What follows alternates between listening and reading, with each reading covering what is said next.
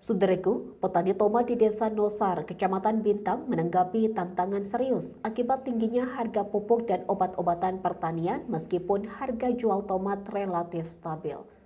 Rajali Nosarios, petani Palawija yang telah berkecimpung selama 20 tahun di bidang pertanian menyampaikan keluhannya pada Jumat 13 Juni 2025 terkait kondisi usaha taninya saat ini. Menurutnya, meski harga tomat di tingkat petani masih dalam kategori standar, tidak terlalu mahal, namun juga tidak terlalu murah, namun beban produksi semakin berat akibat mahalnya harga input pertanian. Selain masalah harga input pertanian, Rajali juga mengalami kendala dengan kualitas bibit.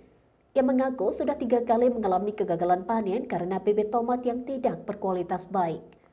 Namun saat ini ia merasa lega karena mutu bibit yang digunakan sudah lebih baik. Dalam satu kali panen, Rajali biasanya bisa menghasilkan sekitar 5.000 kg tomat. Namun hasil panen tersebut sering berkurang akibat serangan penyakit tanaman dan dampak cuaca kemarau yang berkepanjangan. Hal ini tentu berdampak pada pendapatan tani masyarakat setempat.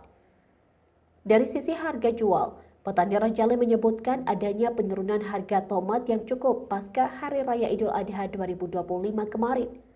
Harga yang semula mencapai Rp10.000 per kilogram kemudian turun menjadi Rp9.000 sebelum Idul Adha. Kini anjlok hingga Rp5.000 sampai Rp6.000 per kilogram di tingkat petani. Dari Aceh Tengah, Alga Mahati Ara, Tribun Gayo.